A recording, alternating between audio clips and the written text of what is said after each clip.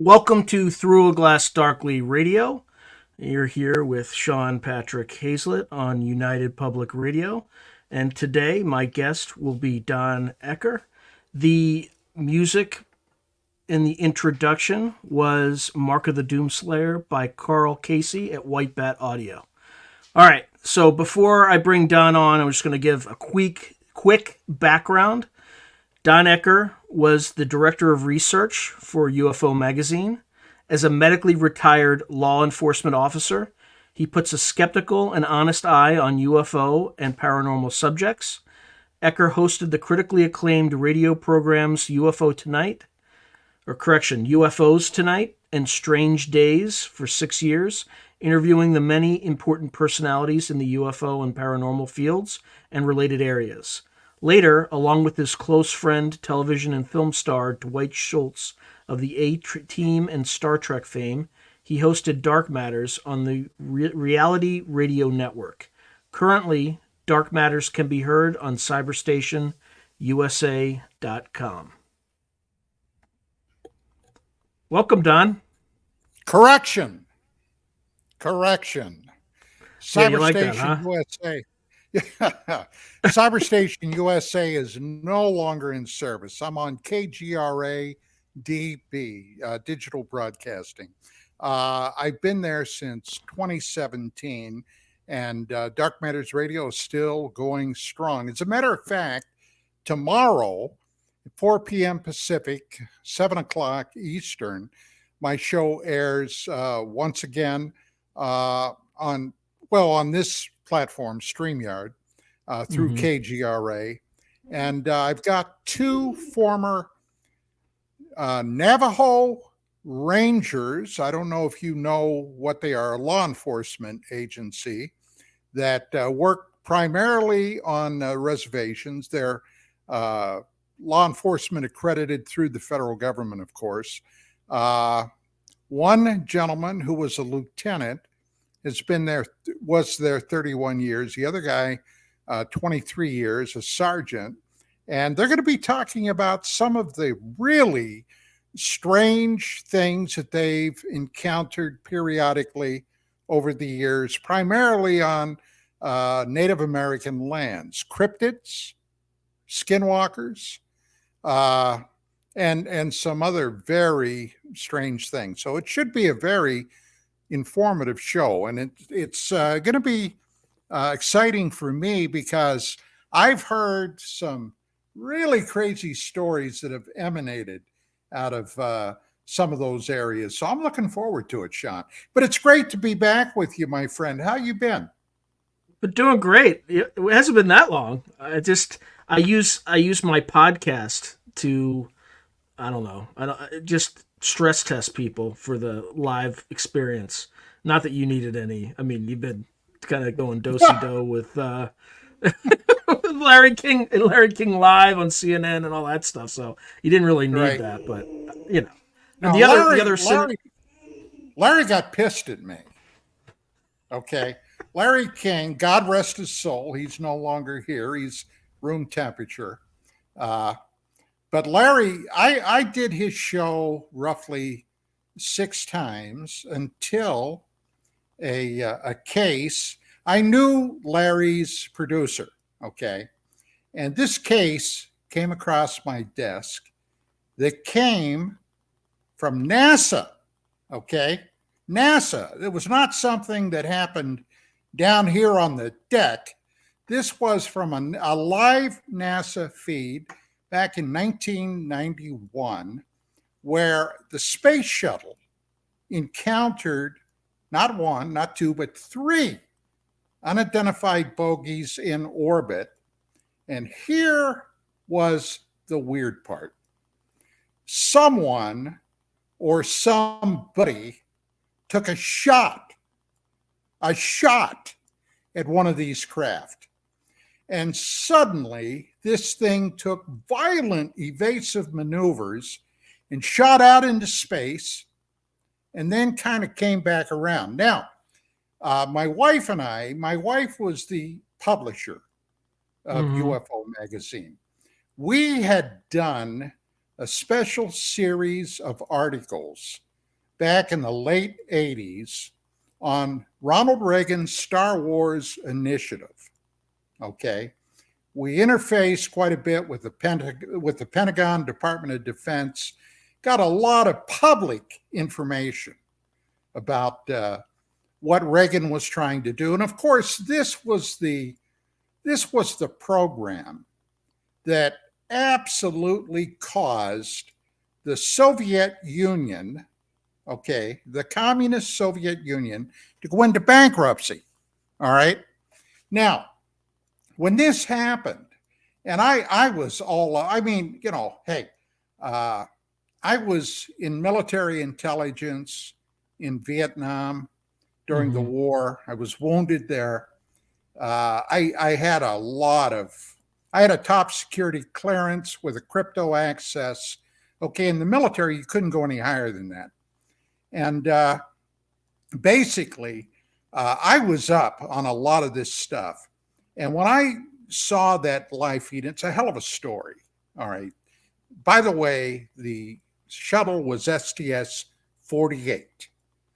You can see the video on YouTube. Okay. It was up there. I haven't looked at it in a while, but it should be up there. If you want to check it out, check it out. But so I called this guy up at King. His name was Tom Farmer. And I said, Tom, I've got something here that will blow your freaking mind. And he said, well, what is it? So I told him. He said, look, he said, run that down to CNN in LA. I'll have them beam it back to me and I'll take a look at it and I'll get back to you. Well, I did. And he said, oh my God, we got to do a show on this. And he said, but hey, you know how it goes. Larry's got to have a con and a pro on the show. And my attitude was, why? Okay, this is real simple. Well, they've got to have somebody there. That's just how it is. I said, okay. He said, well, who do you think I ought to ask, Don? He asked me.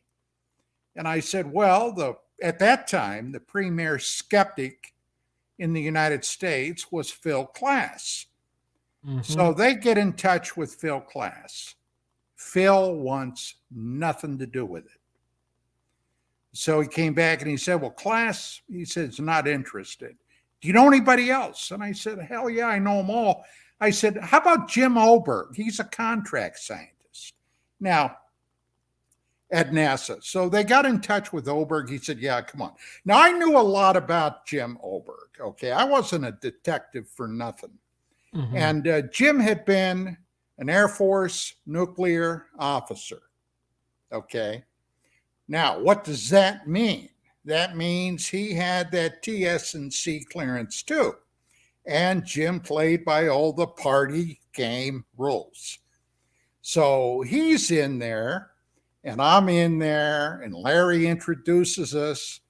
And I said, Larry, before we get started, I've just got one question to ask Jim before we go. He said, okay, what? I said, Jim, now you're here on behalf of NASA. Let me ask you this question. The question is there anything that NASA won't let you talk about? Okay, is there anything here? Oh, there's nothing in space up there that's classified. At least I'm not here to sell magazines. Well, that's when I knew I had already won the debate. Okay, as soon as they launch an ad hominem attack. And during that show, I got to tell you, I ate his lunch. And he's never forgiven me for that ever since. And any time STS-48 pops up, okay, it's obvious. Sean, I just recently wrote a paper on the disclosure business that's happening right now, okay? Really got started in 2017, in December, as a matter of fact, with now deceased former senior senator from the state of Nevada, Harry Reid.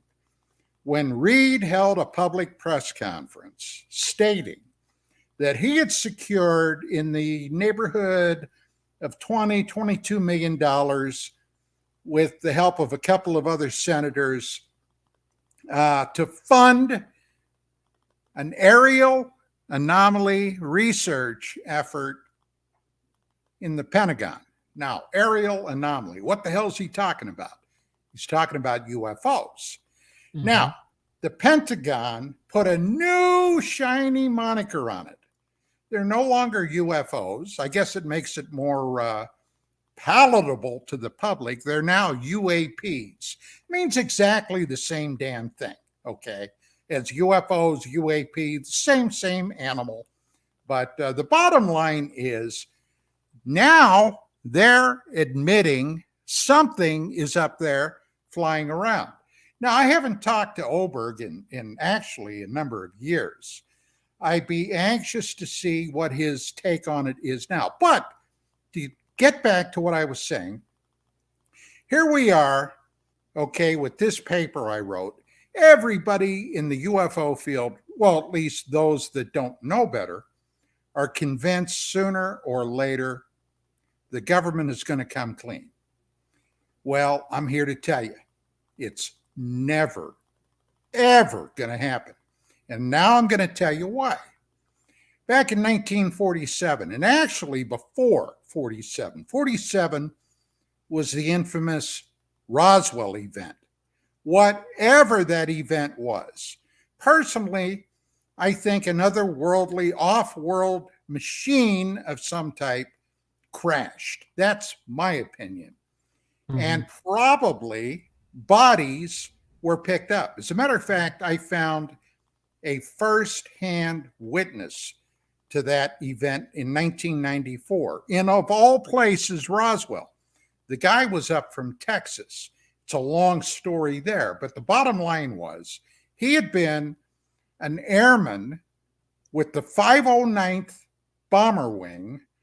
At that time, I might add, they were the only people on the planet that had and could deploy nuclear weapons in the event of a war, okay?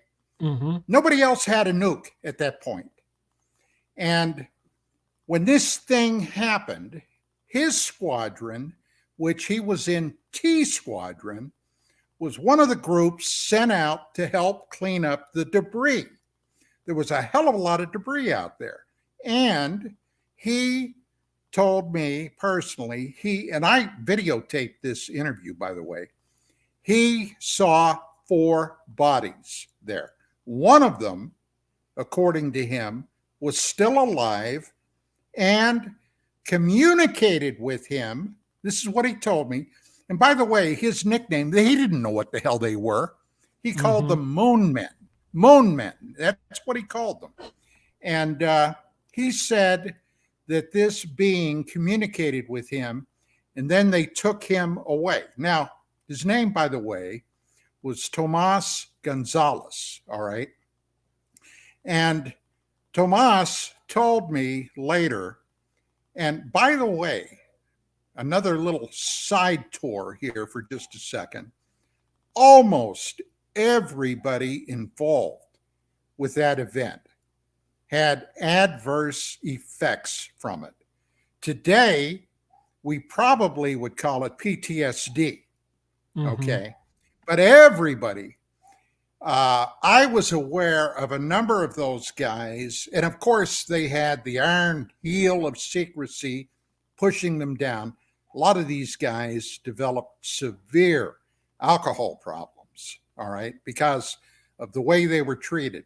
Some of them that they felt, the powers that be felt that couldn't be trusted to keep their mouth shut, were shipped out, okay, to places around the globe.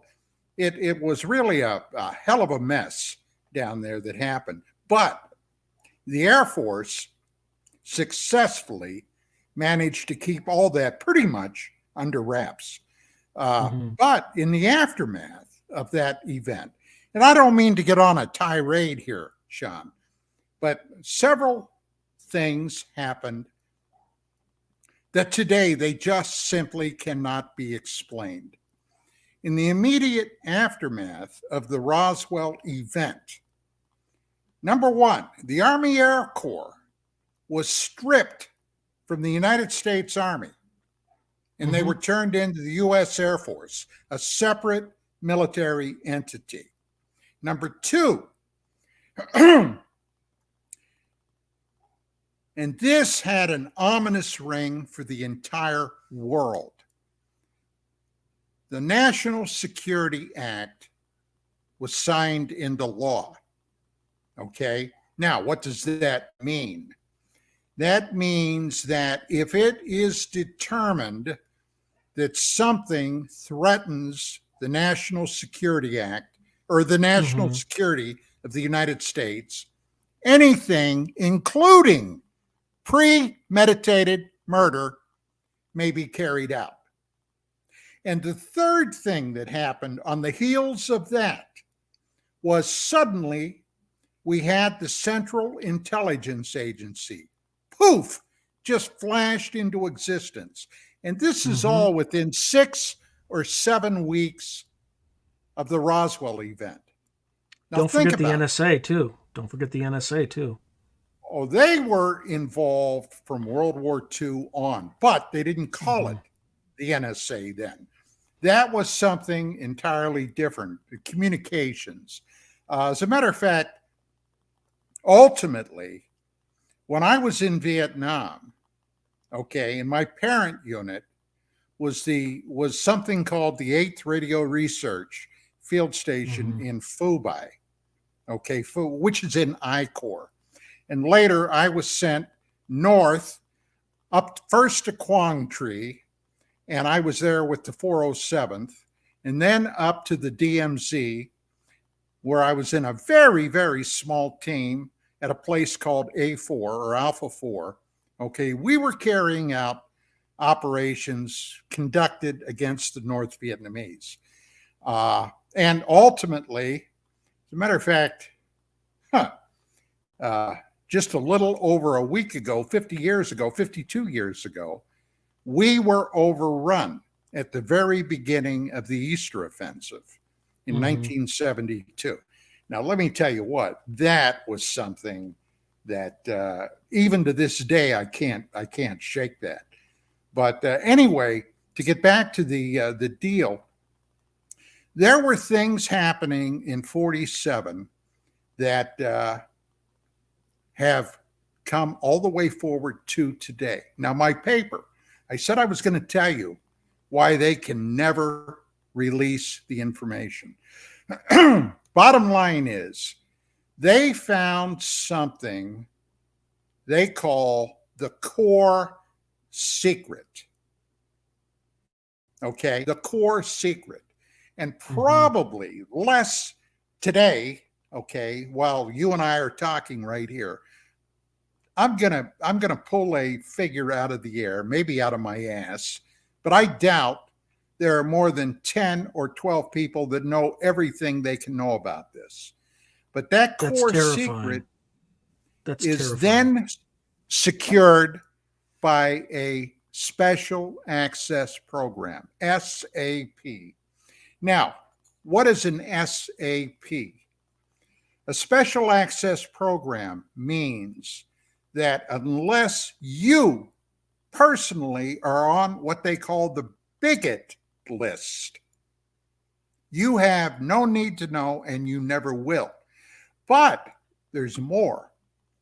With an SAP, even if you know, okay, there is something being surrounded by an SAP, you cannot talk about it, because if you do, you are subject to federal felonies. All right. Now, I wrote a paper about 3 or 4 years ago on an incident that happened that started back about 1996, 97 at the Pentagon. There were several flag-ranked officers that several people that I know got in touch with to talk to them about, well, at that time, it was still the UFO problem. And one of those guys who was an admiral by the name of Thomas Wilson, and Mm-hmm. he headed up the DIA, the Defense Intelligence Agency. And ladies and gentlemen, if you don't know what that is the military counterpart to the CIA. All right. This guy was no schmuck. All right. He headed up one of the premier military intelligence agencies, was convinced, well, he didn't know anything about this. He heard stuff about UFOs, but he never gave it a lot of thought. Well, he told these people that I know, one of them was astronaut Edgar Mitchell, okay, who died a few years ago. He told Mitchell he would pursue this to see if there's anything that could be gleaned about it. Well, he started making some inquiries, and he discovered that much of this UFO business had been shipped over to aerospace corporations, okay? One of them here on the West Coast. Now, I can tell you who I think it is, and I tell you with quite a bit of authority, but I can't prove it, all right? So I'm kind of dicey whether I even want to name them. But he contacted this bunch, and he talked to the program security chief. And the guy told the admiral, he said, look, I can't say anything about this one way or the other, especially on an open line. If you want to know more, fly out here. So Wilson purportedly flew out. Mm-hmm. He was taken into a secure vault where he started asking his questions. The security chief said, wait a minute. He pulled out the bigot list. He looked, he said, well, Admiral, your name's not there. I can't tell you anything. The head of the DIA. Yeah. He says, do you know what job I have? Yeah, but your name's not here. I'm sorry. You're going to have to go back to DC. Well, he did. And he was pissed. All right. And he was going to raise some holy hell. But somebody pulled him aside and said, Admiral, you're about due to retire pretty soon. And I'm sure if you are retiring, you'd like that other star that they've been kind of flashing around. And besides, you don't want to put your benefits and your salary and your pension at risk, do you? Because if you make a fuss about this, it could happen. SAP. Okay, SAP. So he took a look at it and he caved. Now, how do I know this? All right. I know it because after Edgar Mitchell, the sixth American astronaut to walk on the moon, in his papers was found this basic itinerary and interview that was held with Wilson by a guy by the name of Eric Davis. Mm-hmm. Now, who the hell is Eric Davis? Eric Davis is my Alexa's decided to start talking. Eric Davis was a physicist that worked in connection with Robert Bigelow at the NIDS facility at the Skinwalker Ranch. You all heard about that?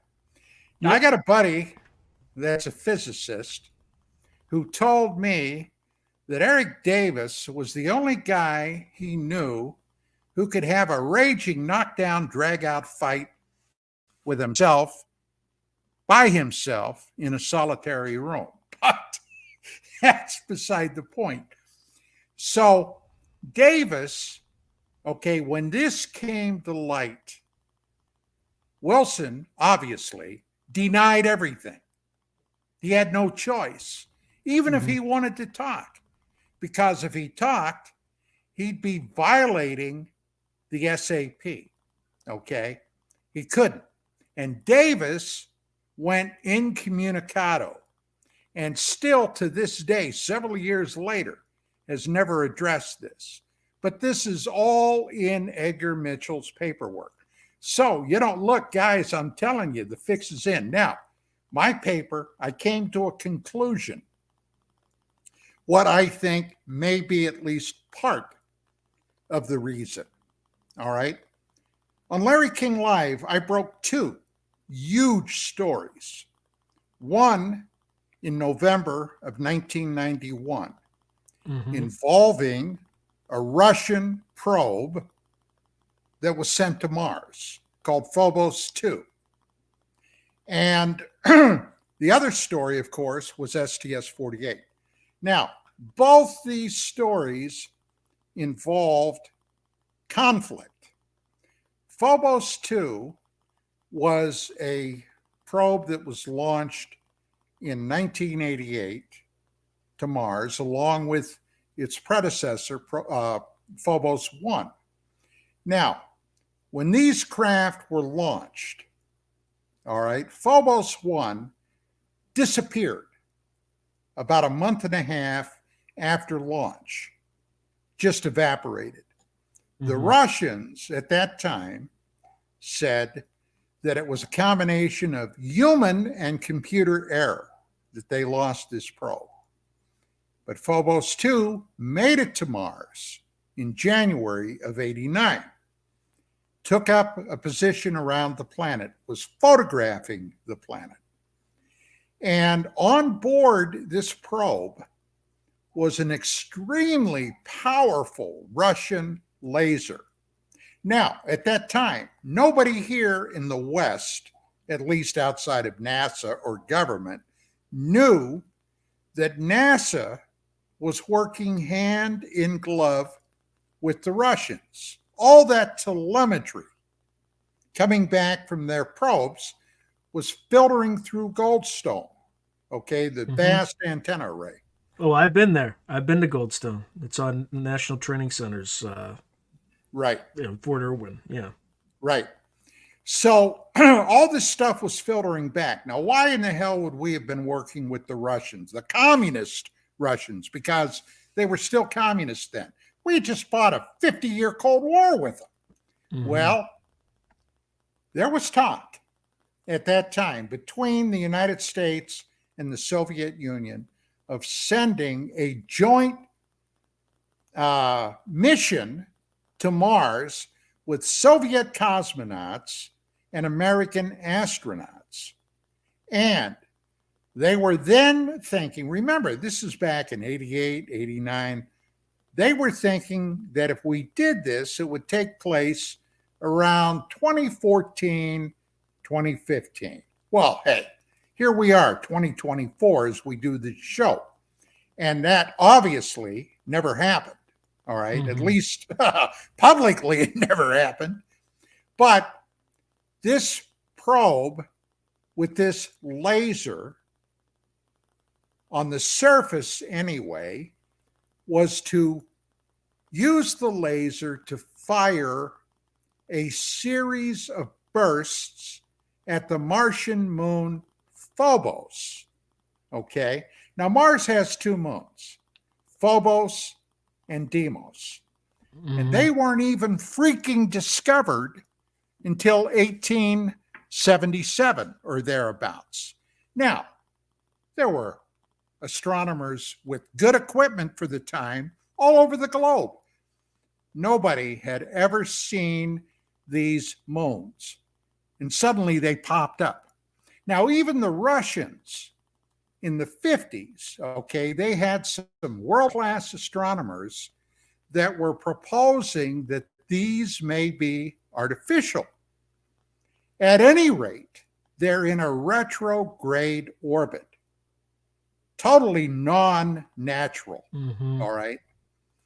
Now, the idea was to analyze what Phobos was made out of. because at the time they were thinking, well, we'll send this mission to Mars. The cosmonauts and the astronauts will land on Phobos if it's suitable. Then they'll use that as a stepping stone to go down to the Martian surface. Well, obviously, it never happened, but some other things did happen.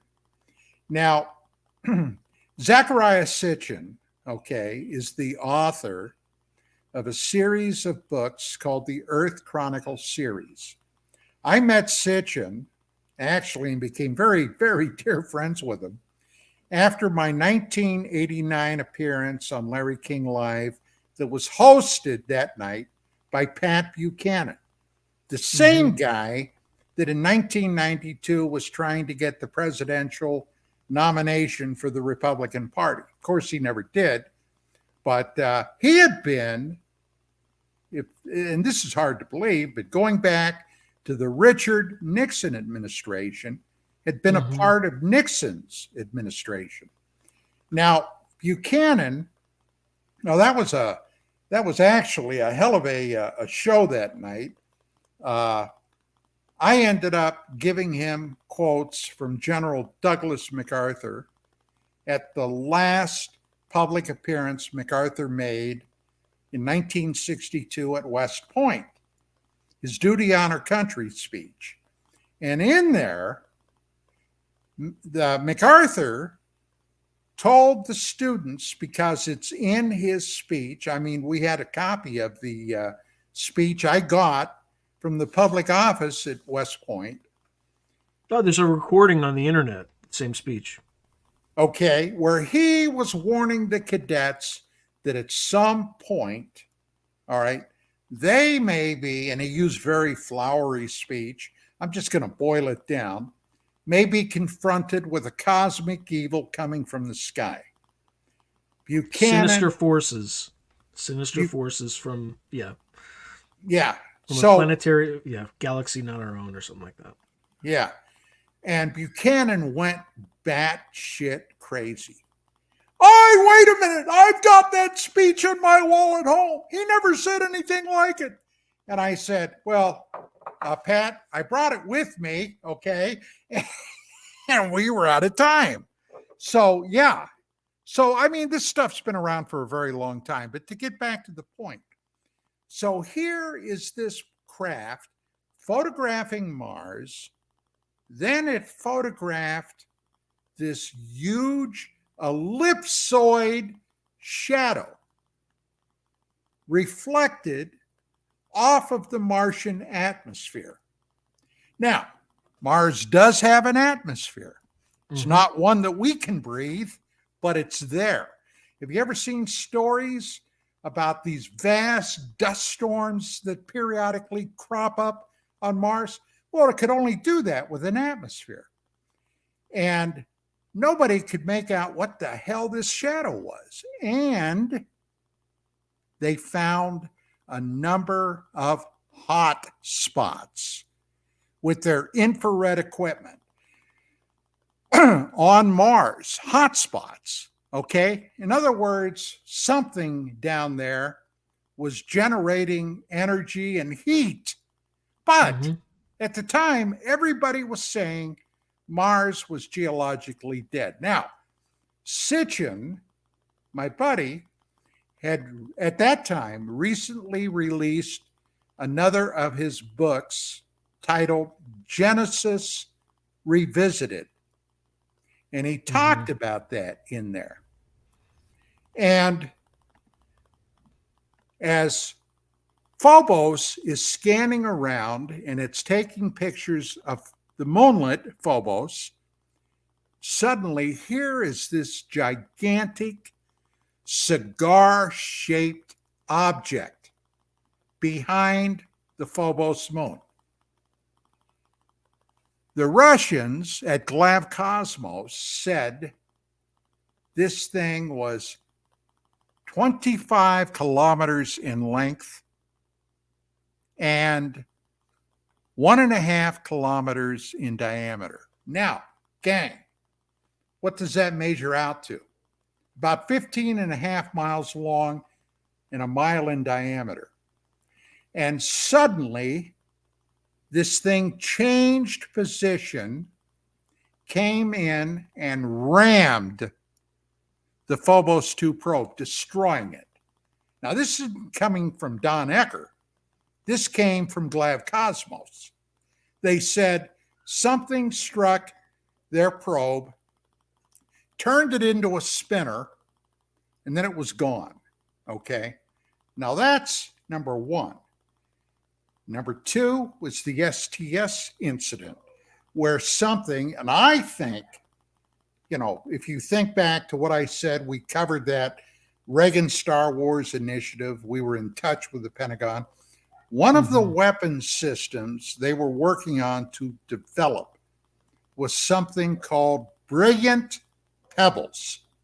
Now, Brilliant Pebbles was in essence a space-borne huge shotgun firing hypervelocity pellets that in the event of a nuclear launch coming toward the United States from, you name it, China, North Korea, God knows where, Iran, this thing would be in a position as it's just leaving the atmosphere to let it have it with this blast, thereby destroying the missile and hopefully the nuclear payload.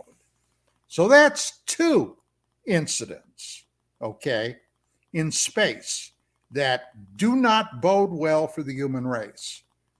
And my conclusion in the disclosure paper, Sean, is that one of the reasons I believe that they can't talk about this is because they are aware of a conflict currently ongoing in our solar system, not from Earth per se, but other species that have been dropping by. Now, look, if there's even one group of extraterrestrials that are here, and remember, we've been beaming out into space now for well over a century, almost a century and a quarter, radio, TV, our advanced radar systems, okay, all that stuff is going to space.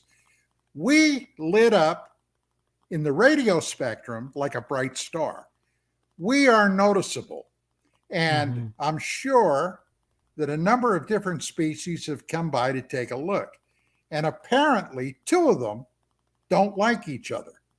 Now, supposition, a lot of it on my part, granted, but I looked at the data.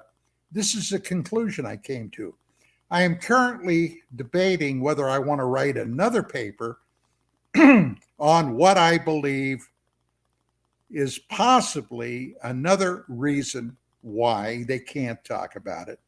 And it's because at some point in our past, going back maybe 400,000 years ago, somebody, okay, tinkered with our genomes and our DNA, okay, for whatever reason.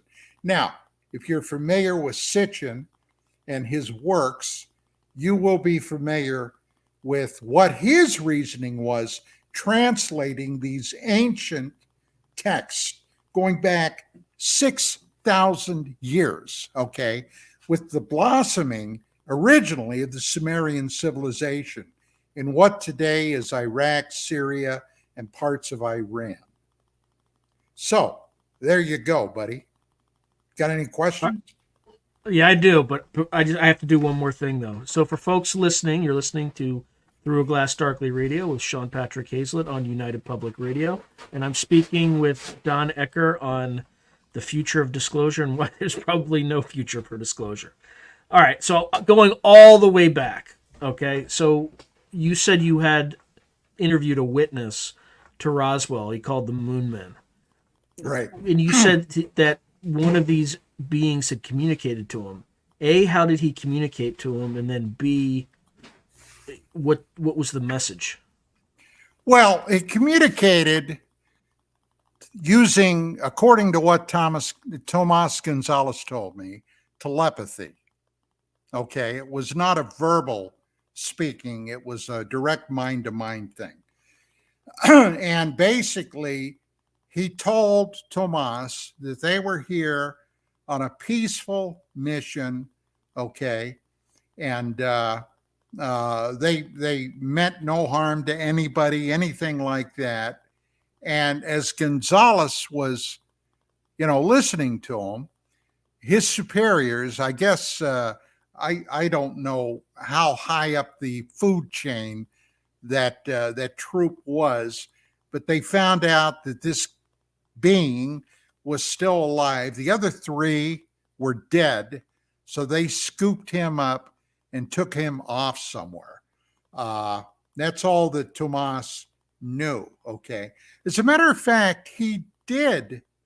When I found him, I had gone down to Roswell, New Mexico, flew in, from LA to I forget where. I mean, Roswell only had a small community type airport, and the only thing it could handle were puddle jumpers. Okay. This is in 94. So, hell, this is 30 years ago, actually, right about this time.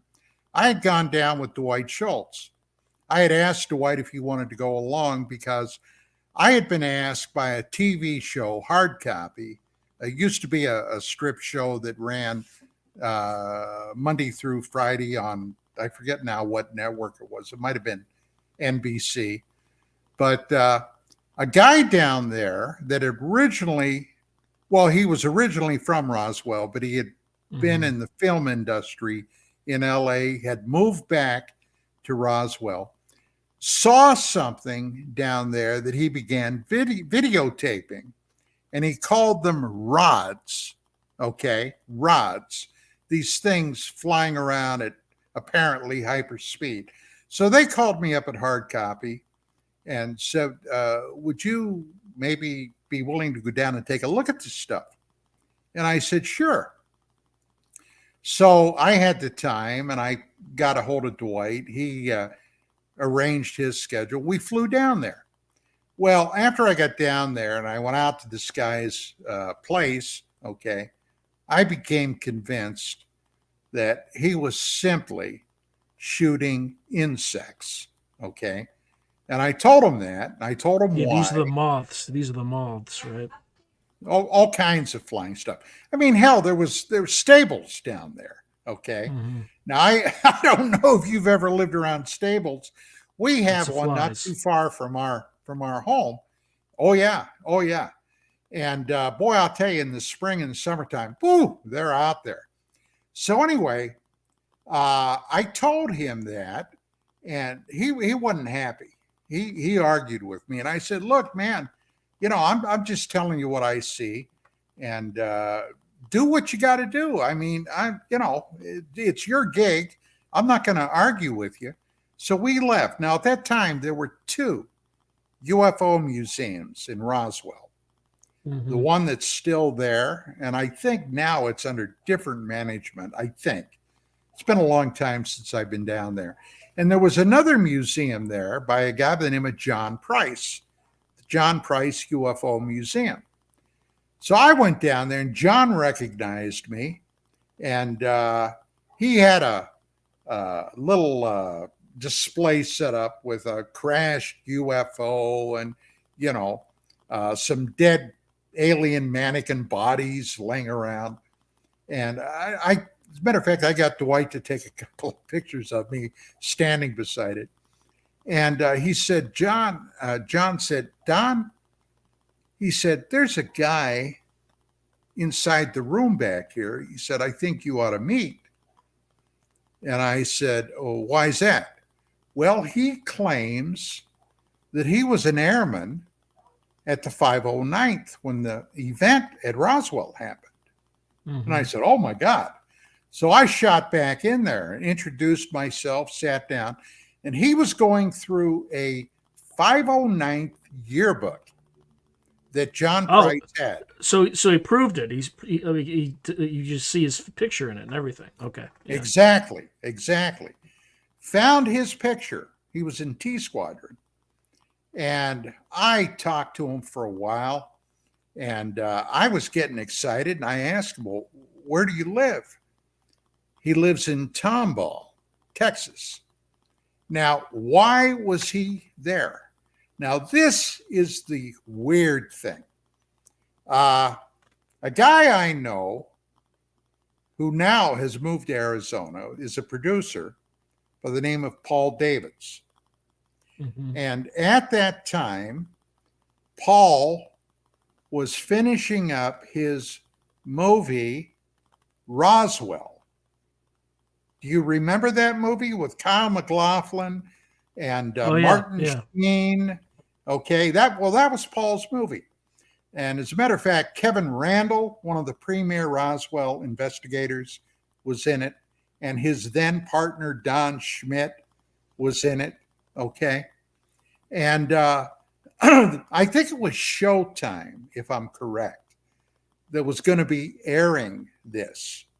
And they were running commercials about this movie up and coming. Well, Mr. Gonzalez saw one of those. And he was up there in years. At the time, he probably was in, I'm going to guess, mid to late 70s, pushing 80. And he got confused and thought that this event was a reunion with all his old buddies from the 509th. Now, he had just lost his wife of 50 plus years, about 3 years prior.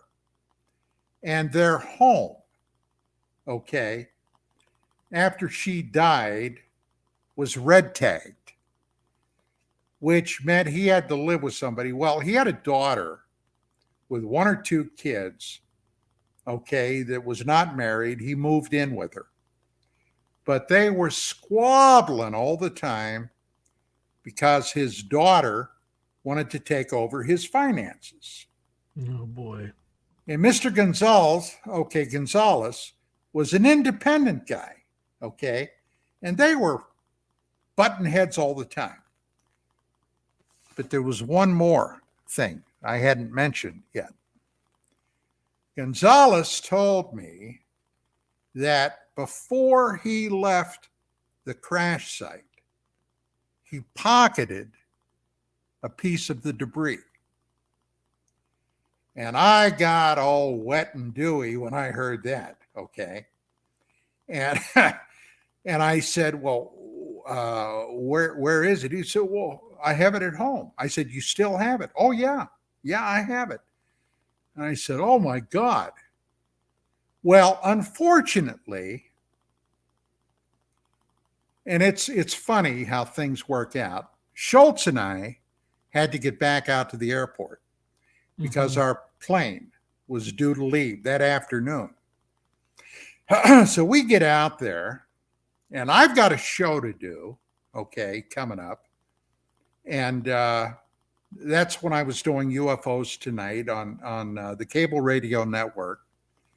And we got to the airport, we go in to book in, and the plane, this puddle jumper, had broken down.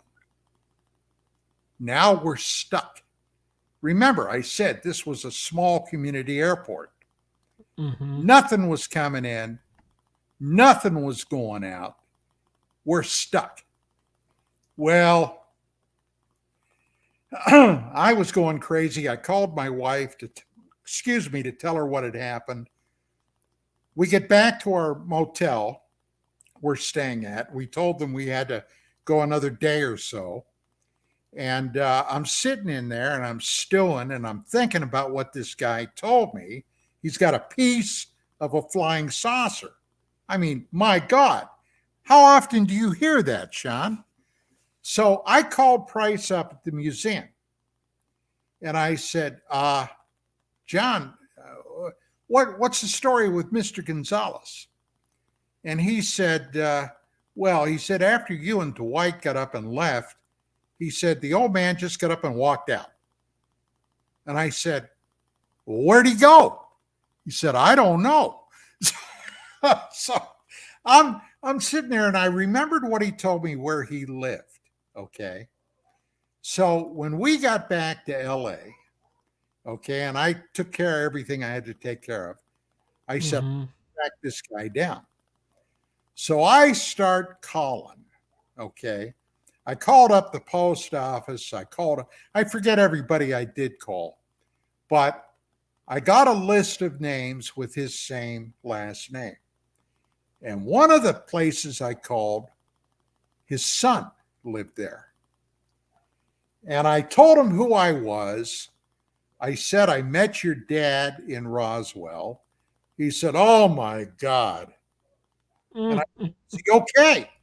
He said, oh yeah, we drove up, we got him, but oh my God. And I said, well, what happened? He said, well, when he had his argument with my sister, he said he just grabbed some stuff and left. Didn't tell anybody where he was going. Didn't call me up, didn't tell anybody. He was just gone. So we contacted the police. Then they ended up putting a bolo out on him. Okay. We finally tracked him down to Roswell. The cops picked him up. Okay. We drove up there and got him and drove him back. So I said, look, I don't know if this is possible, but I'd love to come down and visit with you. And I said, I'd love to interview your dad again, but put it on camera. And he said, well, yeah. He said, I don't see a problem with that. So I asked my wife, and she said, you bet I'm going. So I called up Dwight and I told him what happened. So we ended up flying down there. Now, we had some adventures in the airport, but I'm not going to get sidetracked with that. We get down there and we all get introduced and everything. And these people were lovely, just lovely people. And I started interviewing Mr. Gonzalez. Mm-hmm. And the one of the sons, he had 2 or 3 boys and a couple of daughters. One of the sons said, oh, you're talking about The Rock. And I said, I don't understand. The Rock? Oh, yeah. Yeah, that's that piece of that flying saucer that Dad had. We had it sitting on the TV for years. And I said, are you serious? Oh, yeah, I got a picture of it. So he went in, he came out with this photograph, and it was at Christmas time. And here was the TV, and behind the TV, or off to the side of the TV, was a Christmas tree. And here's this lump laying on top of the television. And I said, that's it? He said, oh, yeah. I said, okay, do you know where it's at now? He said, no. He said, Dad had it. Let me check with Dad. So he asked Mr. Gonzalez if he knew where this thing was. He said, nah, must be in my stuff. Now, like I said earlier, his home had been red tagged, okay, which means it was due to be demolished, not fit for human habitation. Mm-hmm. But we got permission from him.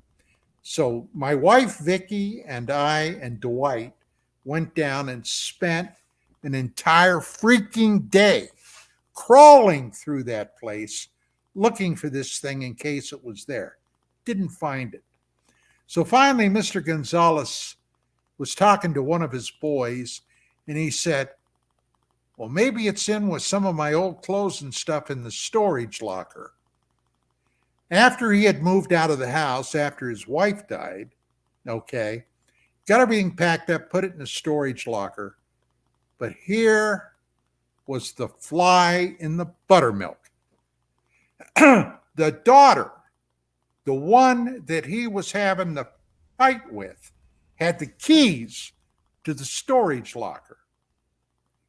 So one of the brothers called her up and said, we'd like to get those keys. What do you want those for? Well, Dad wants to get in his. Tell Dad to go F himself. I mean, that's what it was, okay? So we never got a chance to see that. And then not long after, Mr. Gonzalez died. So I have no idea what happened. That's a hell of a story. Did the rock look smooth? It looked like a or was chunk it? of metal. It looked like a Okay. chunk of metal. Interesting. Okay, but they called it the rock. Did he ever describe this being, the Moon Man? Oh, yeah. He carved 4 wooden figures that he gave me. I have them.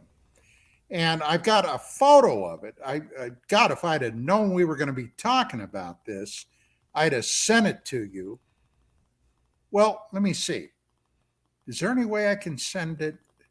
No, I'd have to send it to you probably via email or something. Yeah, you could send it to me via email, and then I can show it on the screen once I get it. Okay, all right. Give me your. Oh no, wait. I have your email address. Can you hang on a second? Can you play some music or something? I could keep. Or keep can talking. you talk? Okay. Yeah, I could talk. I can ask. I can keep, so the questions that are going to be coming. I still hear you, by the way. Yeah, I know. Okay. Yeah, all right. So another question that's going to come up is, I read your paper finally, even though I was a bad boy and didn't read it last time. There's the bit about Ingo Swann. Ingo Swann's a part of this. So we should get into that a little bit. Oh, he was another buddy of mine. As a matter of fact, when I find this, okay, I got a picture of me and Ingo. Well, you were wondering in that paper why L. Ron Hubbard, not L. Ron Hubbard, sorry, so many Scientologists were involved in remote viewing.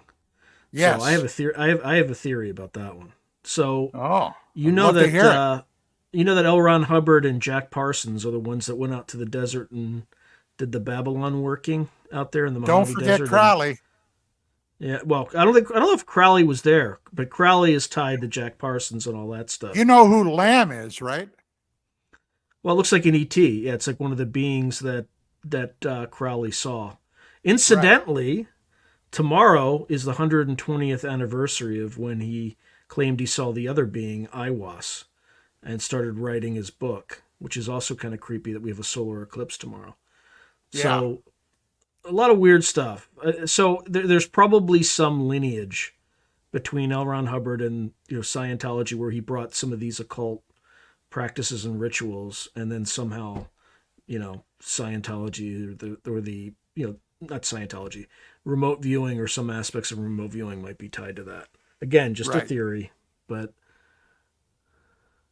Well, I'll tell you, the remote viewing business is some wild stuff.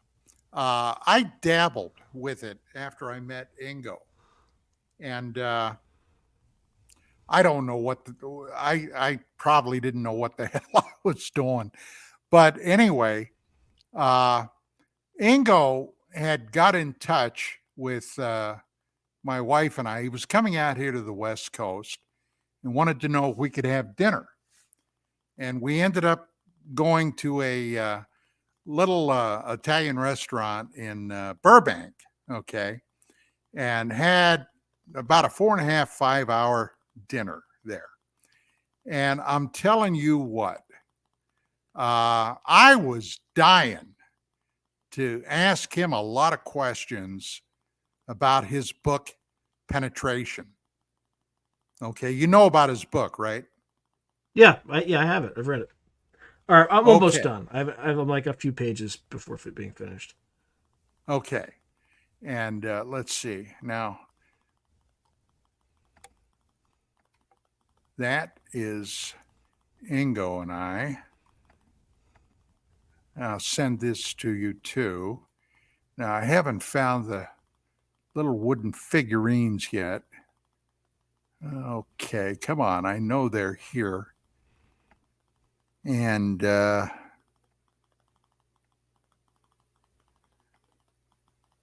no luck so far.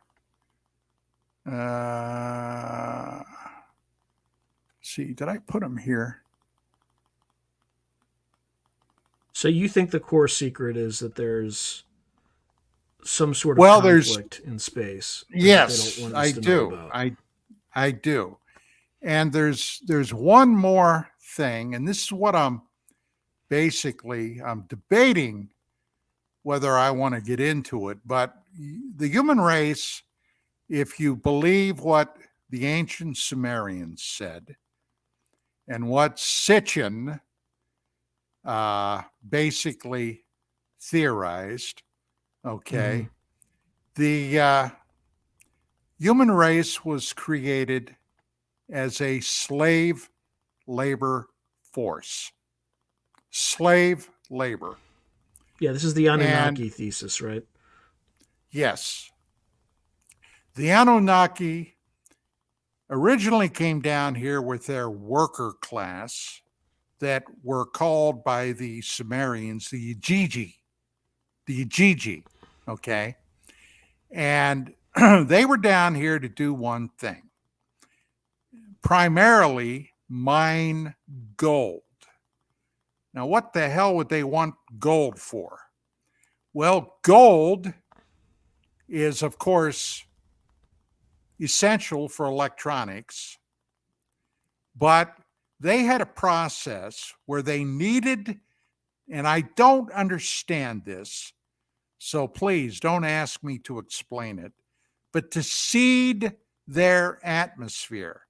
They had suffered some type of environmental damage of some type or another. And the gold, and we're talking about infinitesimally small flakes, okay, somehow helped seal the atmosphere. They were losing maybe ozone, God only knows. But so the bottom line was, all right, boy, I should have done this. I didn't know we were going to go here. By God. I can't find it. I can't find it.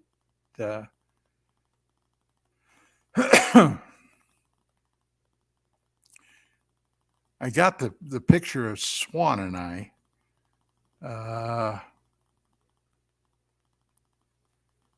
Okay, Don and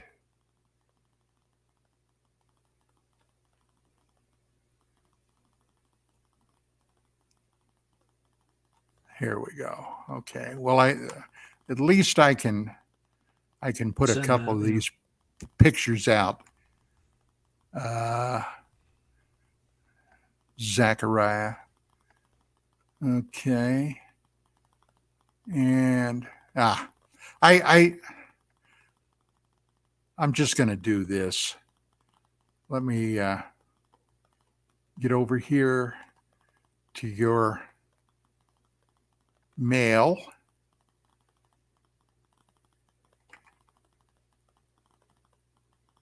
And I'll be back in action in just a second, Sean. Yeah, no worries. Okay. All right. Now I'm either looking at a spider or a tick, and I'm okay with spiders, but ticks I'm not okay with.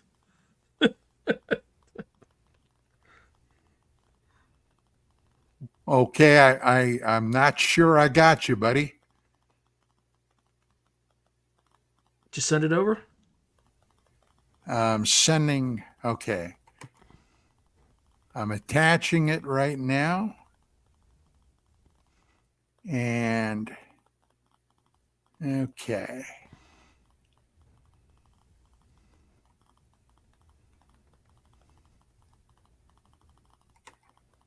All right. All right, you got two photographs coming to you right now. Okay, let's see. Isn't modern technology amazing? It is. I don't know if I could just.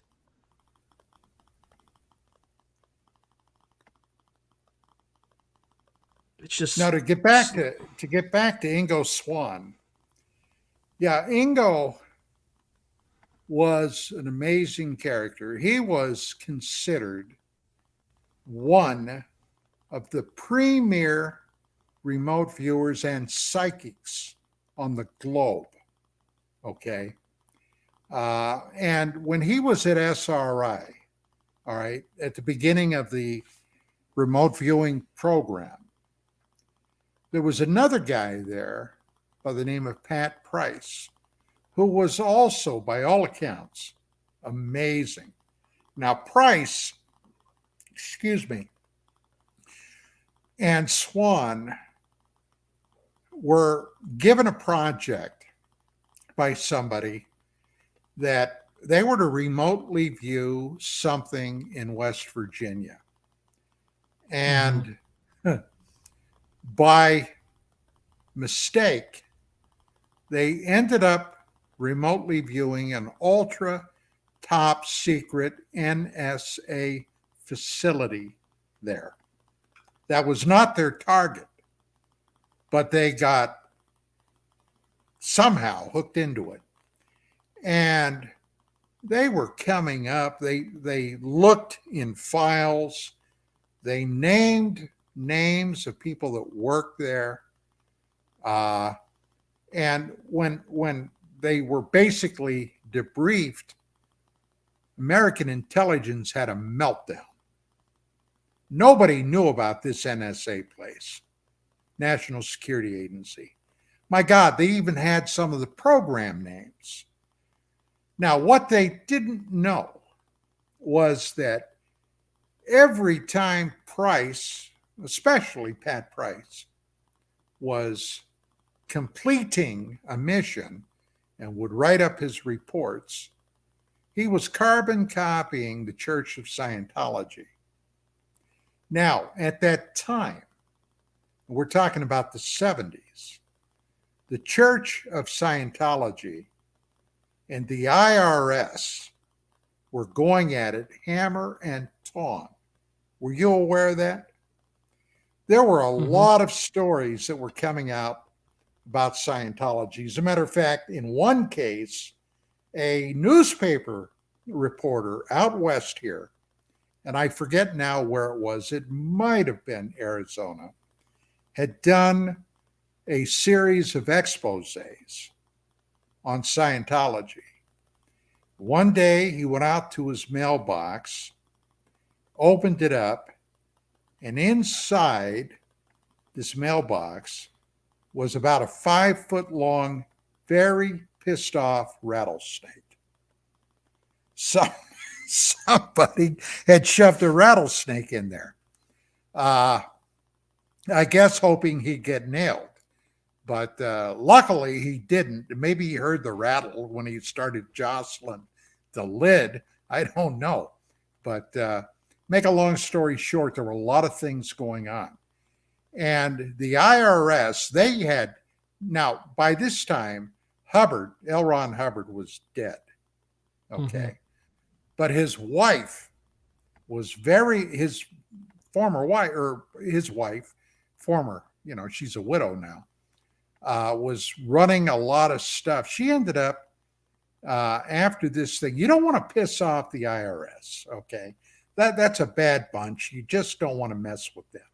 And they were. And she ended up doing some jail time. And a lot of them did. But they found when the FBI and the IRS went in to the Scientology headquarters, they found all this stuff from SRI on this then top secret remote viewing program.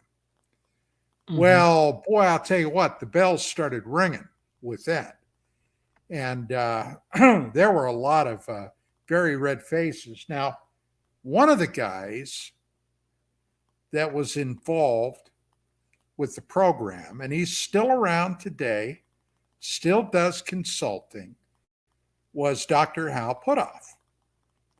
Now, Mm-hmm.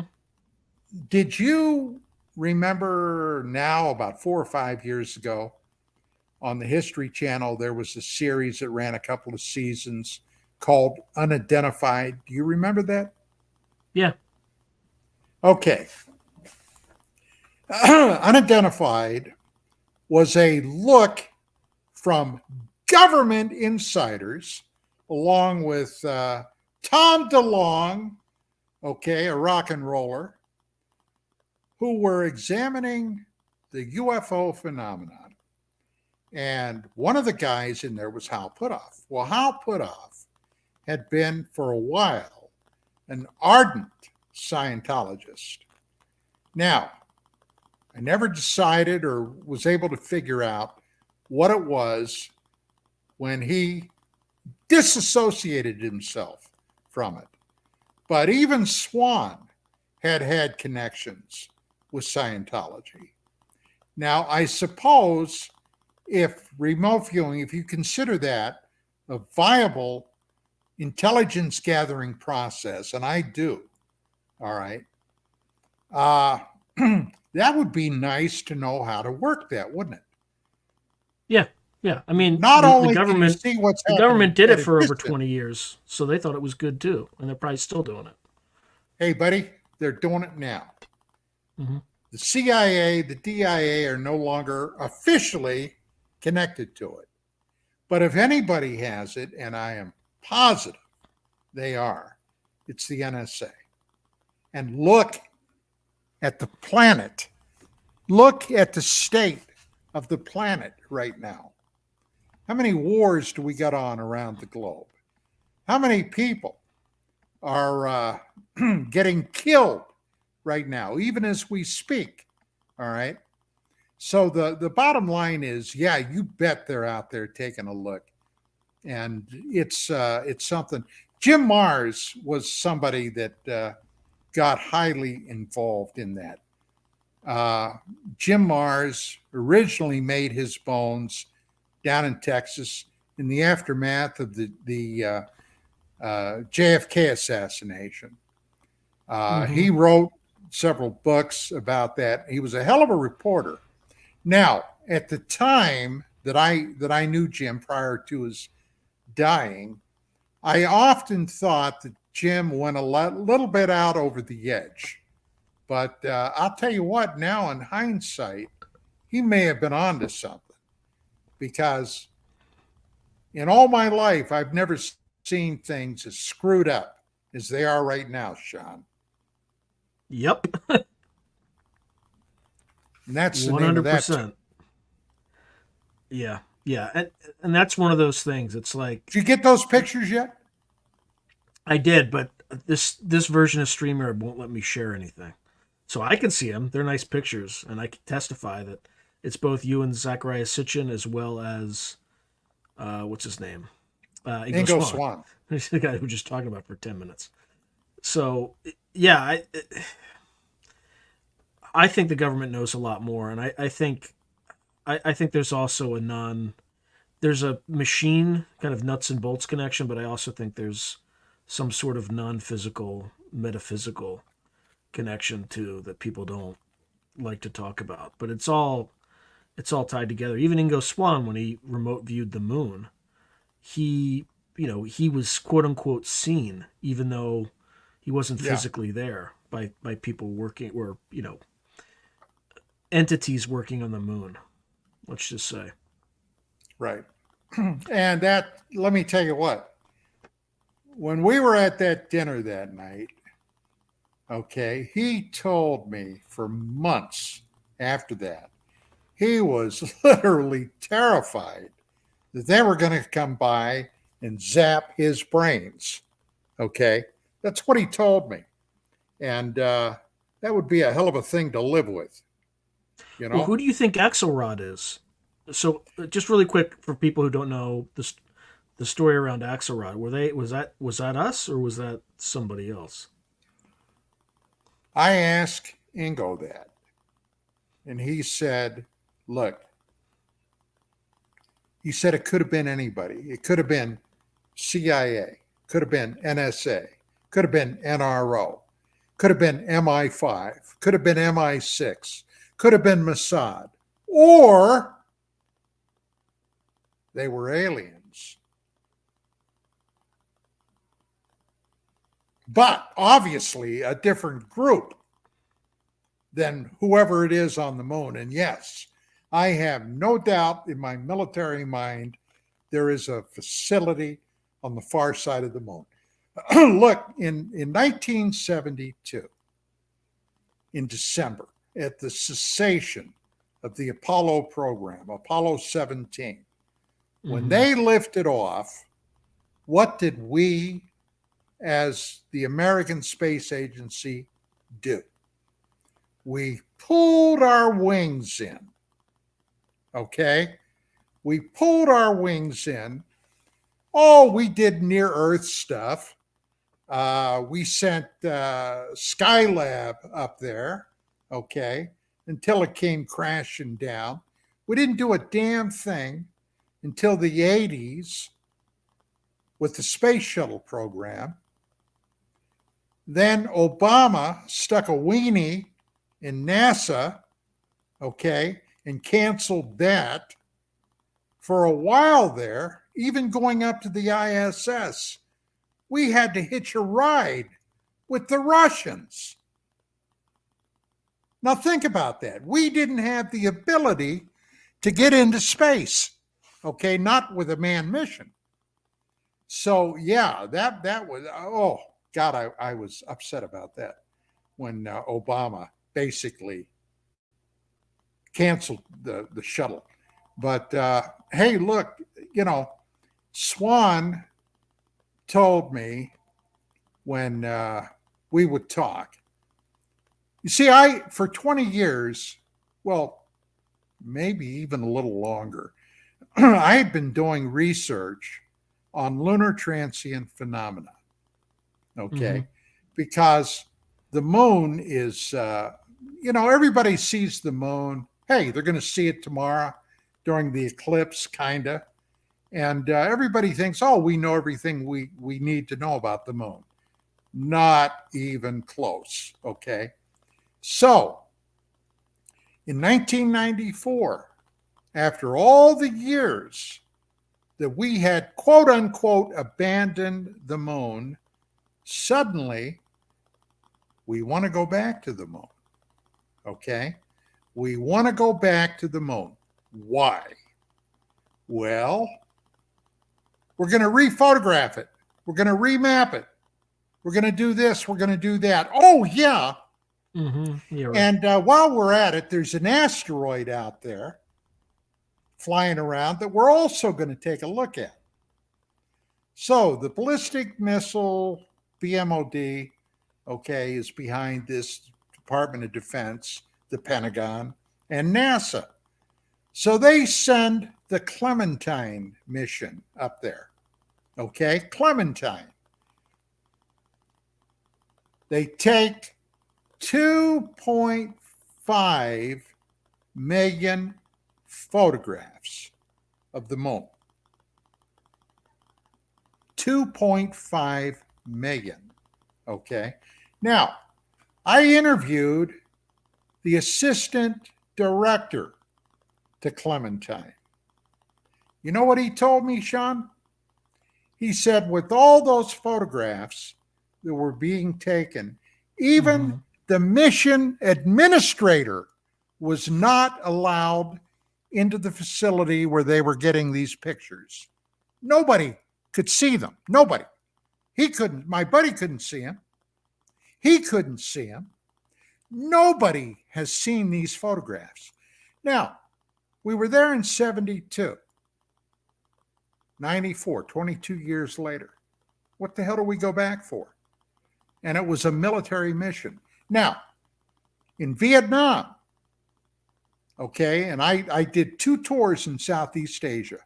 In Vietnam, we had a recon pilot or maybe a chopper pilot or, maybe a fast mover running through there with some snake and nape. They were going to drop on somebody and they saw something that looked out of place or weird or whatever. what would they do? Well, I'll tell you. They would send reconnaissance out there to photograph it, to see what the hell's going on. They'd bring the photographs back. They'd have the photographic analysis of these things. And then they might decide, well, maybe we should bomb that. Mm-hmm. Maybe we should blow whatever they're doing off the map. Or let's wait a little bit. Let's see what else they're doing there. Maybe they're going to bring in facilities for troops, or maybe this is going to be a depot for vehicles, or maybe, okay, they're going to do this or that. Then we'll make a decision. That's exactly what the hell they did on the moon. They know something was up there. And 22 years later, I am convinced they went back to take another look. Okay. Now, what kind of equipment did they have on this Clementine probe? They had top of the line spy satellite technology. What does that mean? That means that from orbit, they can count the number of buttons on your shirt. Mm-hmm. If you smoke, they can figure out what brand of cigarettes you've got in your pocket. Okay? You know that. Okay? You know from your military service that I'm not exaggerating about that, am I? No. I mean, they could do that decades ago. Like, right. Stuff's not new. Right. So if they could do that decades ago, you could easily extrapolate that they can use algorithms to re-image the data, rotate it, and get even more data from using artificial intelligence and stuff like that. So yeah, they're the bottom line is, what happened to those 2.5 million photographs? How come we've never seen any of them? That's all taxpayer money. Okay, right. There's nothing of military interest on the moon, right? Right. So there you go. Okay, buddy, we've been fed a bill of goods. So I got a question here from Art Levine. He says, do you believe in the secret space force with colonies on moon like Alternative 3, Corey Goode, David Wilcock? I mean, Corey Goode sued people for Corey Goode and story. David Wilcock. Are you stroking me, dude? Okay, are you stroking me? I'm not. No, I'm just asking a question.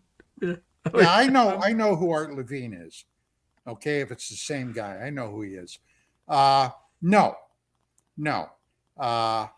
Do I believe that there are facilities on the moon? I do, but not ours.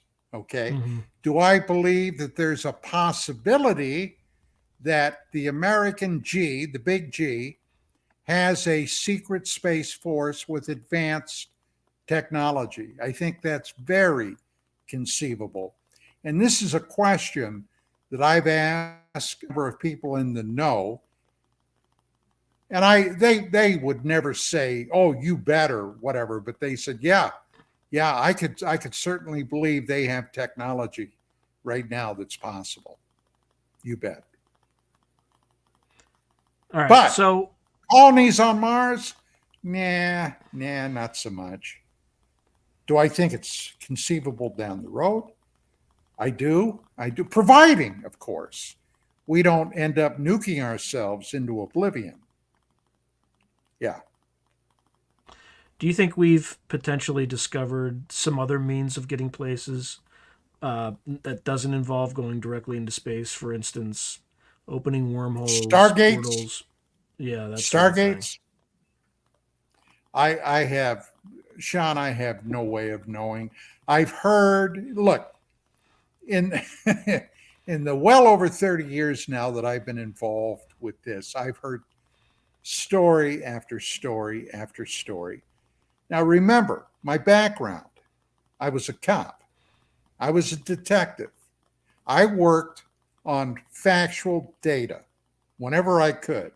And granted, a lot of witness testimony.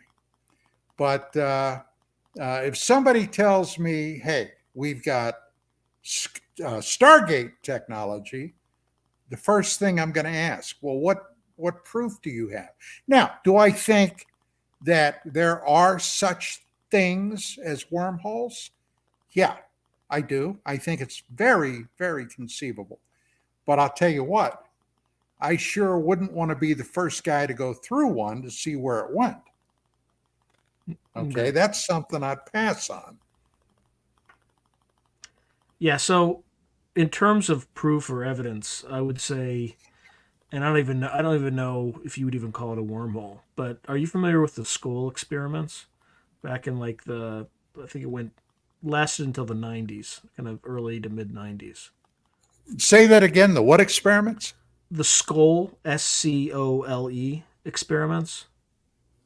No, I'm not. All right. We're gonna go a little. We're gonna go a little off the ranch a little bit. Just ride along with me. Don't. So, they had a bunch. I think it was maybe the British Psychical Society or something like that, and they were running seances, and they were trying to communicate with what subsequently was identified as NHIs. Now, where these NHIs are from, I don't know. But it took a very long period of time. But at some point, they were able to just put a camera in a room. They would seal up the film in factory settings.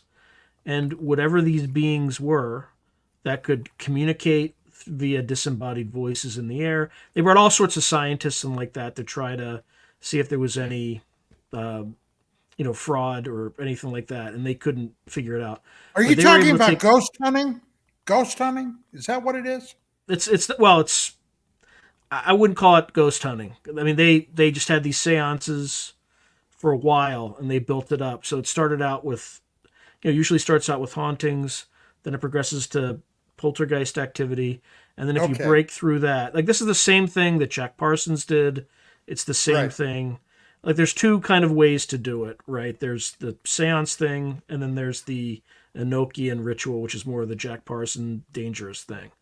But they were able to communicate with, entities that sometimes would manifest themselves via apports, physical objects, and things like that. And there have been a number of experiments too where anyway, I'm not trying to say ghosts are, the same thing as NHI, but there are some physical principles that we don't quite understand where these beings are able to manifest physical objects and then turn them into holograms at this, it'll be physical. You touch it, you can pick it up. Then they'll tell you to put your hand through it. You put your hand through it and it's no longer physical. It's like a hologram. But I think that and the one guy that I talk to a lot is named Steve Mera, who does the scientific aspect of these things, right? He'll have materials analyzed with spectral analyzers, things like that. And he gets phone calls from people who don't identify themselves, but they'll ask him questions like, "Are you working with MI6?" And he'll say, "No." I'm like, "Okay. Have you ever talked to Kit Green?" And you know who Kit Green is, I'm sure. And he'll say, "No." So if you get close to some of these areas on this disclosure thing, because I think it's all related. I don't know how it's all related, but all this stuff is related in some way because we're poking at the fundamental nature of reality. And the models that we have, I think, are getting better with quantum mechanics and things like that, but I don't think they still quite explain everything. So one thesis could be that they stopped going in the stars because they realized there might be a better way to traverse the universe by, opening up a wormhole or something like that. Incidentally, doesn't CERN start atom smashing on April 8th? Just like the solar eclipse? Just like the Crowley thing? Yeah. Look, I'm going to tell you something. I've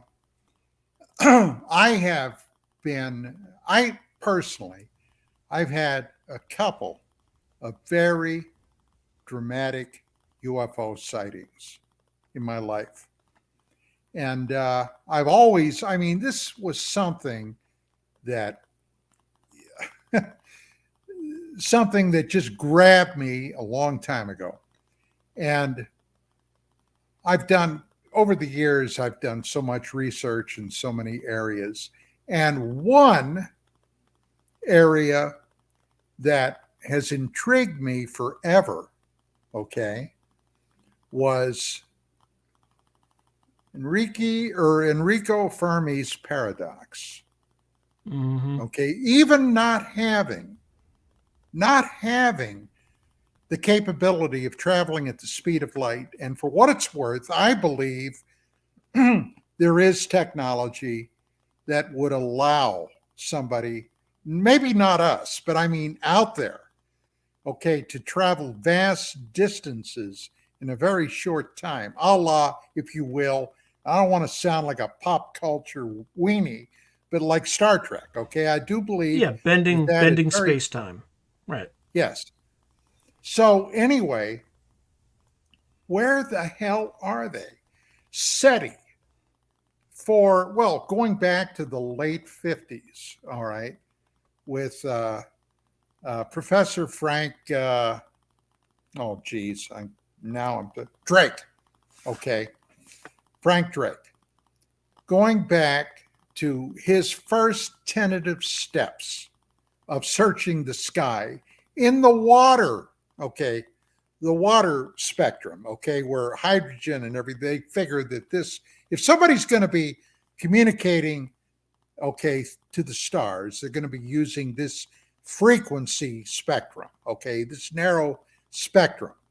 And they've searched everywhere. So we've searched for God only knows how many years now. And so far, we did detect several signals. Yeah, the But wow the signal is one of them. Right? criteria, I'm sorry, the The wow wow signal? signal Oh, is one of yeah. them. Yeah. Oh, yeah. That was one of the most dramatic. Okay. We have, uh, but the criteria is they must be repeatable. Okay. That's what they look for. All right. We got it this one time. Now let's see if we get it again. All right. And for example, the wow signal, they never did. And like you, not to get off the ranch too far, but right above us in polar orbit is something that has been there for roughly 13,000 years. Is that the Black Knight Now, satellite? it is. Yes, it is. And it is something that apparently was there before the Younger Dryas event. Okay. The Younger Dryas event is something that reshaped the planet and humanity, and we don't have time to go into it, but it basically put the human species that survived it back at ground zero, okay, to start all over again. But with that being said, all right, where in the hell are they? That was Enrico Fermi's paradox. They could have spread in all the billions of years that our galaxy has been in existence. If there were any spacefaring civilizations out there, they could, even using sublight, they could have gotten here eventually. Mm-hmm. Apparently, they haven't, at least as far as we know. And we don't hear them talking. Why? Now, I had a debate up in the Bay Area with Seth Shostak, Mm-hmm. the face of SETI. Okay. SETI, right. And we're talking, and he's going on about, well, we've done all this and we've done all that. And if UFOs were real, well, Seth, they are real. Okay. There have been too many sightings by very qualified people. We don't know what they are. Well, everybody thinks they're spaceships. And I said, well, yeah, that's true. A lot of people do. But I'm not saying that. I'm saying it appears to be technology that we cannot yet identify. But let's just stop for a minute.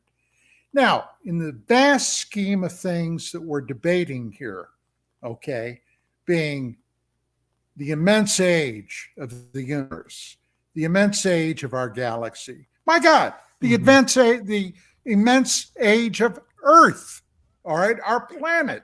It's believed to be 4.5 billion years, give or take a few million years. All right, that time is beyond comprehension.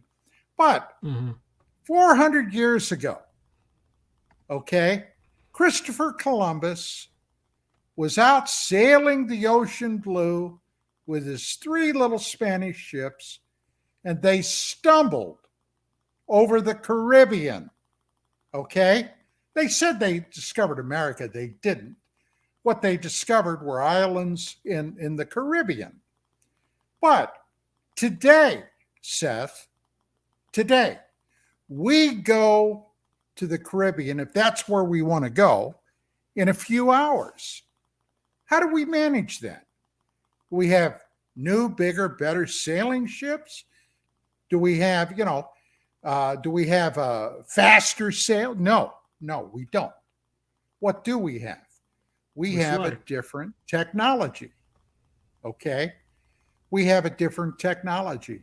And the same can be said for SETI. How do we know that the aliens, would still be using something that we had the technology for over a century ago?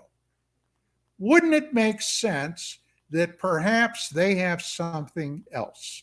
And in many ways we do. It's still limited by the speed of light, but we can send messages on lasers, okay? Laser technology is one way we can send communications.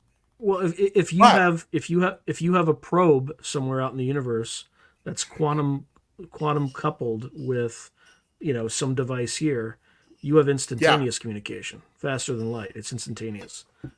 The spooky action at a distance. Yeah, quantum entanglement. Spooky action.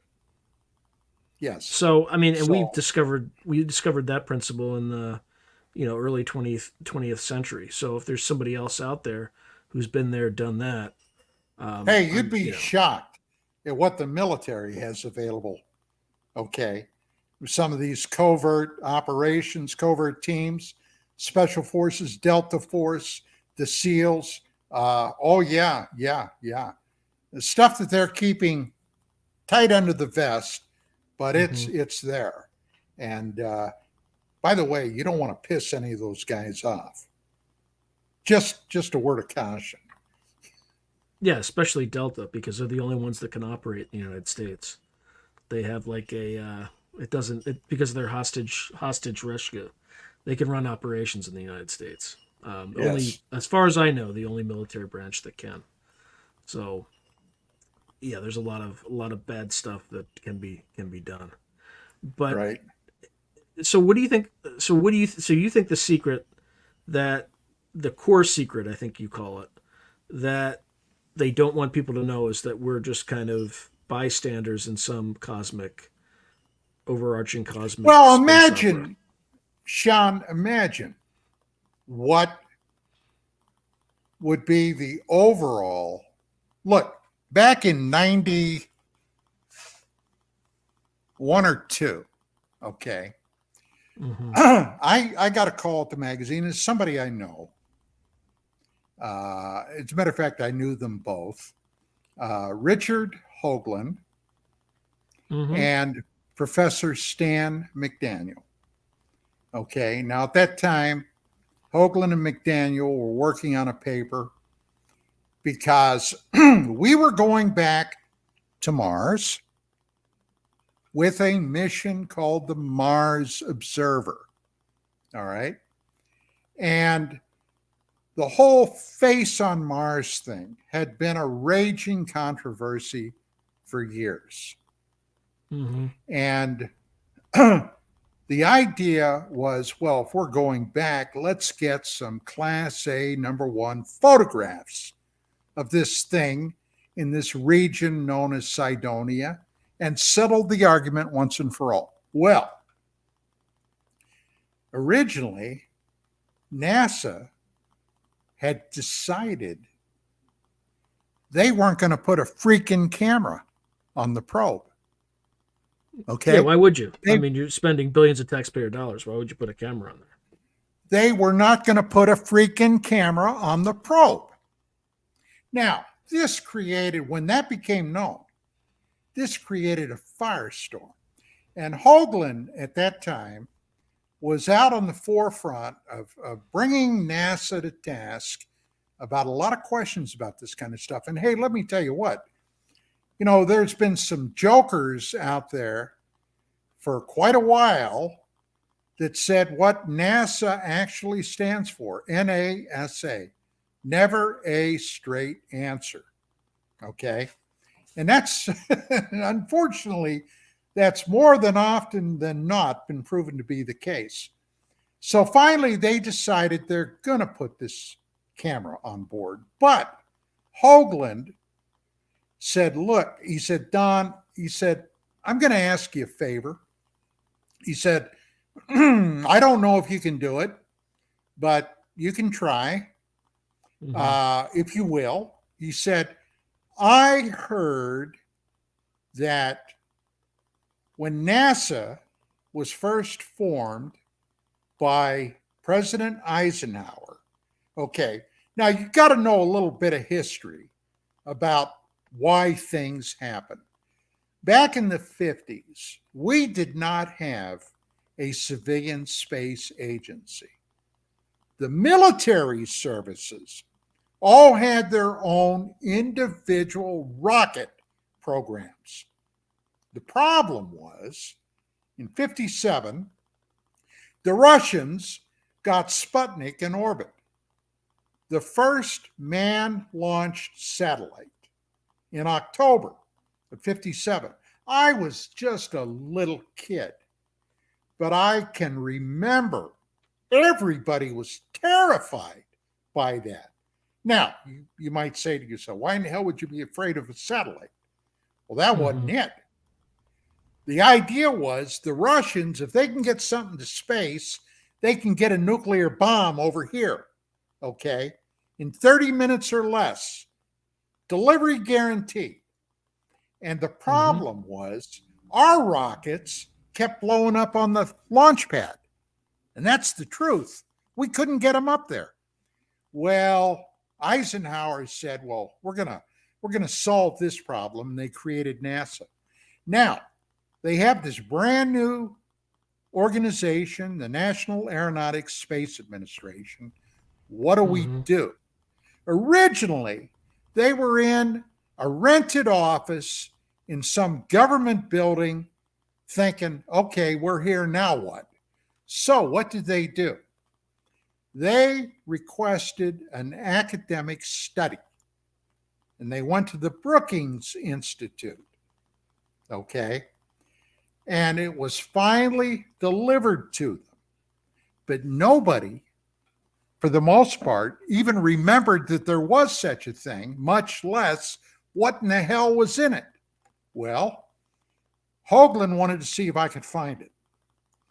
So I put on my detective hat and I started doing a little looking. And I finally called up a guy and he said, oh, you're talking about the Brookings Institute report. Yeah, I can tell you where that's at. He did. So I got a hold of Hoagland. And I said, hey, you and McDaniel, I said, this is where you can get it. Well, they got it. Now, what's in there is very interesting concerning ETs, okay? They came to the conclusion, one of the people in that study was Margaret Mead. Do you know who Margaret Mead is? Yep. She's the lady that said, in essence, any advanced civilization that encounters a more primitive civilization ultimately ends up destroying the primitives, all right? So they're talking about, and this is in the early, this is like 61, 62, all right? So we're talking about a hell of a long time ago, 60 years ago. So in this report, it says, and I'm going to have to paraphrase, I don't have it here, but my paraphrasing is correct. it says there will be, if we discover ETs or ET artifacts in our solar system, then the uncomfortable question becomes, what do we tell or not tell the public at large? Because several groups in the public will be adversely affected. Those groups are engineers and scientists will be absolutely devastated to realize how primitive their craft is in comparison to this group of extraterrestrials. The other group that will be beyond adversely affected, will be religious fundamentalists. Not Christian or Jewish or Muslim, or it doesn't matter, Buddhist, but all of them in mass. If they discover. Now, personally, I got to tell you, I could never understand that, because my concept of God, all right, if there is such a being, and there's something there, all right, something. My concept is that deity would be large enough to not limit themselves to one tiny little insignificant speck in the cosmos, us, Earth, okay? That entity could create life throughout the entire universe. And apparently, okay, that universe is pretty well chock full of various life forms. So I didn't quite understand that. But going back to that time period, people were very, very primitive in their belief systems at that point. You said UFO, and everybody would look at you funny and go, you know, hey, this guy, he believes in little green men. So, yeah, but now things are different today. I mean, 60 years later, to an extent, but there are still fundamentalists out there that are willing to murder and create mayhem and God knows what else, okay, in the pursuit of their particular belief and what their deity dictates. And I'm trying to be as politically correct as I can. All right. Well, just when you started talking about this, Don, by the way, this is a running joke on all my live streams. There's a great horned owl that always shows up. Like whenever I'm doing a live stream, it starts hooting outside. So as you were speaking, it started. Last time I actually stopped the live stream, I put something on to try to get a picture of him, and he's gone. He stopped after that. So anyway, hey, I got some news for you, dude, about hootie owls. What about him? Going all the way back to my very beginning, that was a reoccurring theme with many that claimed the abduction incidents in their lives. They often had a picture of an owl, okay, right before the event happened. So that'll give you something to chew on tonight when you go to bed. Yeah, I don't, if any of that stuff has happened to me, I don't recall any of it, but I do like, I got a spooky thing with great horned owls. Like, yeah, maybe he's just getting ready for the solar eclipse tomorrow. What do you think of that? I think the moon's going to pass in front of the sun. We're going to have a shadow, and then things are going to go back to the way they were, screwed up. Yeah, I don't think there's going to be any. Although there's a weird convergence of random earthquakes prior to it, right? You had Taiwan, then you had New York, and then Jersey, another one somewhere. Well, yeah, it's the same New York Jersey. One, same. So, yeah, well, I guess not according to Jersey. That's true. the water in Jersey. Yeah, there's something in the water. I took my basic training. in Fort Fort Dix. Yeah. Dix. Fort Yeah. Dix. Did Dr. Brandenburger tell you that story about Fort Dix? About The the alien craft? being shot by the MP? Yeah, yeah, dumbass, right? He's just coming to surrender. It's just, yeah, that's Yeah. Joe. That's GI Joe, just doing what Joe does, right? The guy was probably smoking a cigarette, wasn't supposed to because it lit up his position, and he didn't want to get in trouble, so he shot the alien. Who knows? I mean, I have no idea if that story's true, but it's an interesting one, right? Well, Leonard Stringfield, is that a name you recognize?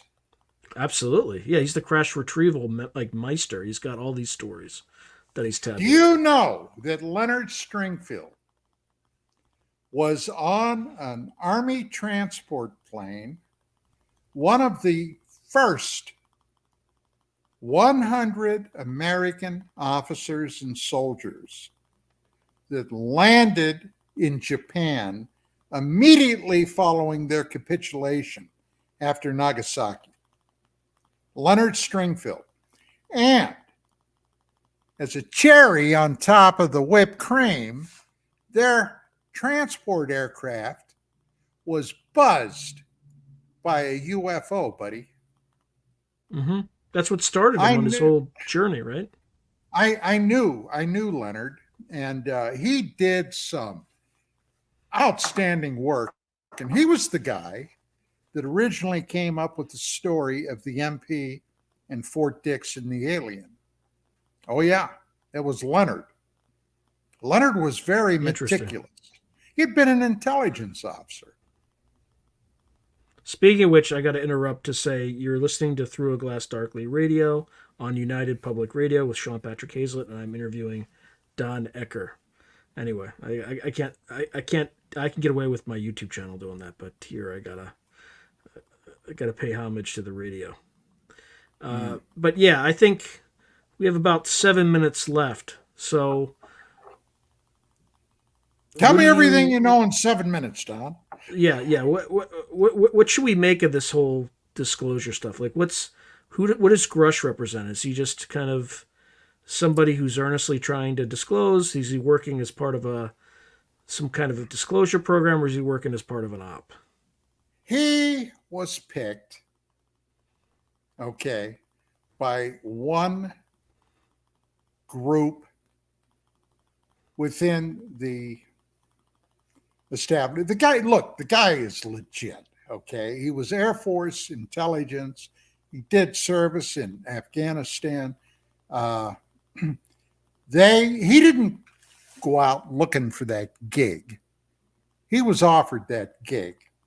Then he was told what he could talk about, what he couldn't talk about. And he said some very, very provocative things that he was given the leeway to talk about. For example, he said that, yes, there have been human deaths involved with the pursuit of this subject. Now, he didn't specify Who killed whether whom? that's correct, who killed whom. He didn't specify that people were whacked as a result of national security or were whacked by the phenomenon or whatever. He just said that people died. And I found it, of course, hey, I was a cop.